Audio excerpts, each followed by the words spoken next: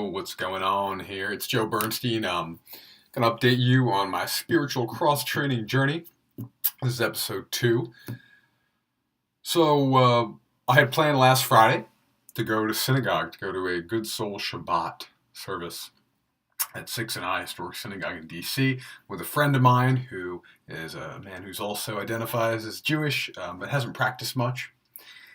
And the interesting thing that happened here was for all of the years that I've been resisting going to synagogue, that I get dragged to synagogue once or twice a year, if that, with my family, that I really don't connect, that I'm disassociating while I'm there. I was looking forward to this. You know, with my recent awarenesses about love and connection and community and how deeply important spirituality and just beliefs in the world that something greater is out there, the universe is looking out for me. Once I've known and realized how much of an impact that has on my life, I've started to look forward to these situations.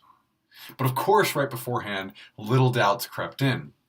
I thought to myself, is this going to be boring? Is this going to be annoying? Am I going to want to leave right away?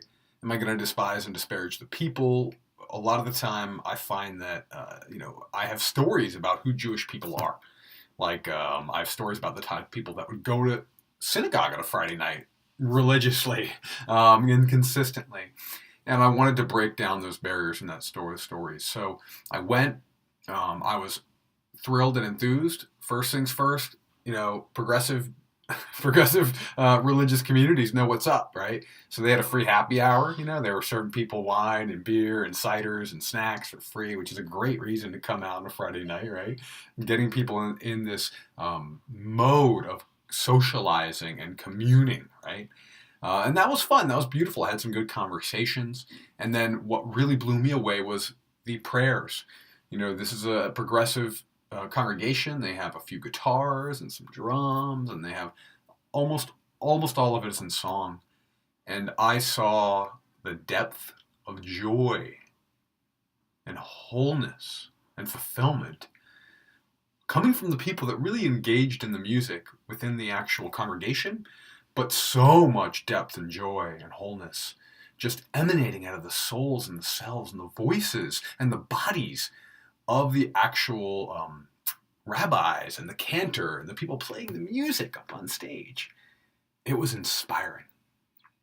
And then the man that I went to with it, we had a great experience. We bonded. Afterwards, we went out, we grabbed a drink. He grabbed some wings, I grabbed a drink.